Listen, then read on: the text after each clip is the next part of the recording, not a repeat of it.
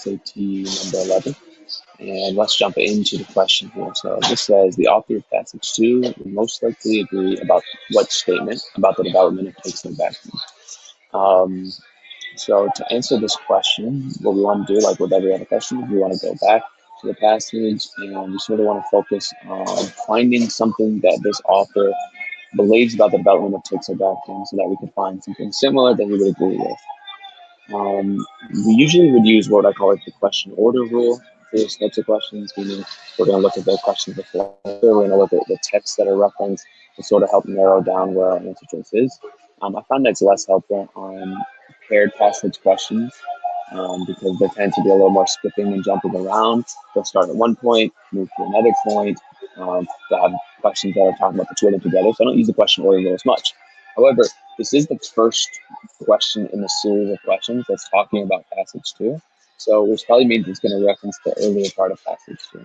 Moreover, the main thing I'm going to focus on is that we want something about the development of teixobactin.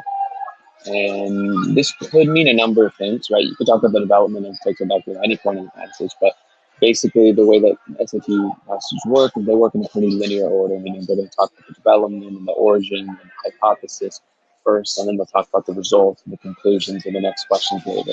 It usually follows that general order. There's not really too many creative structures on the test. So if we're talking about the development of teixobactin, more than likely we're going to be talking about what comes in the beginning of the passage. So there's a couple of texts that sort of mention the development here. So maybe here, right, this talks about the development of teixobactin. And it's actually kind of long. This sort of talks about the method here. From this text is his method. Down here, he makes a comment about the methodology, basically saying the methodology is very interesting. It's very simple. To him, it's the most important part of what they did. So that could be a statement about the development of teixobactin. We'll also see that this sentence up here is going to play a role. Maybe at first read, we don't think that it is too much about the development of teixobactin, but it sort of sets everything up. So we have some of these texts early on, and then from here, basically it talks about teixobactin, but less about the development and more about the effects of it. So I just sort of stopped reading after that point. And kind of predict that our text is going to be somewhere in that first paragraph. Now, we weren't able to narrow down a specific sentence, which means we're going to go back to the answer choices and try to do some elimination there and see if we can arrive at our answer. So we'll start with answer choice A, which says the development of teixobactin reveals that some antibiotics are effective against gram-negative bacteria. So my first thought when I see this is that nothing that we just read has anything to do with gram-negative bacteria. Gram-negative bacteria is, it's easy to recognize. You would probably see it if it was mentioned, but it's not mentioned in any of the texts we look at. Now, it is mentioned later in the passage, and we might remember that.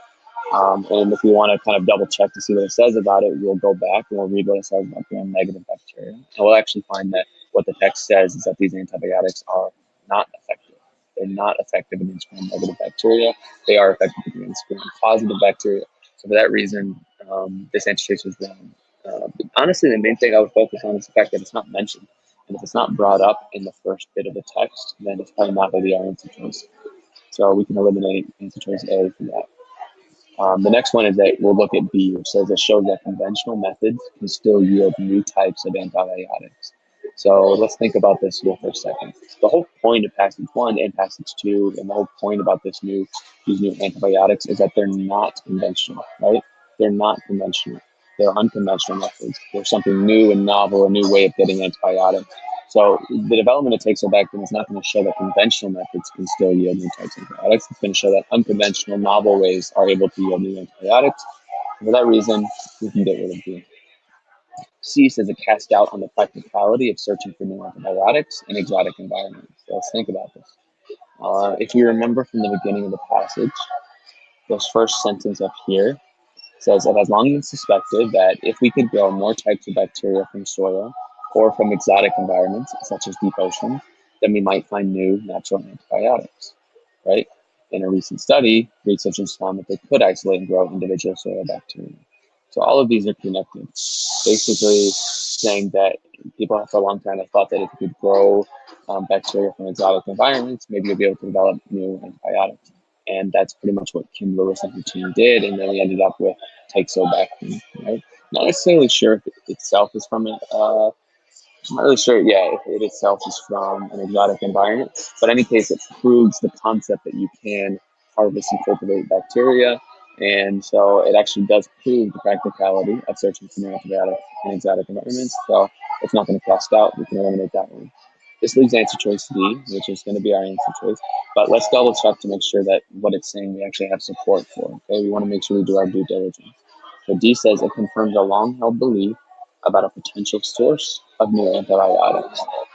And let's see, is it a long-held belief? Is there a long-held belief about a potential source of new antibiotics?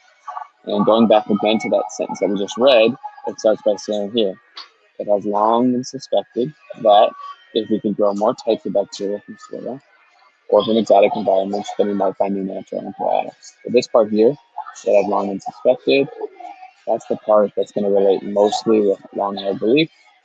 And for that reason, D is our correct answer, and we'll choose that for question 46.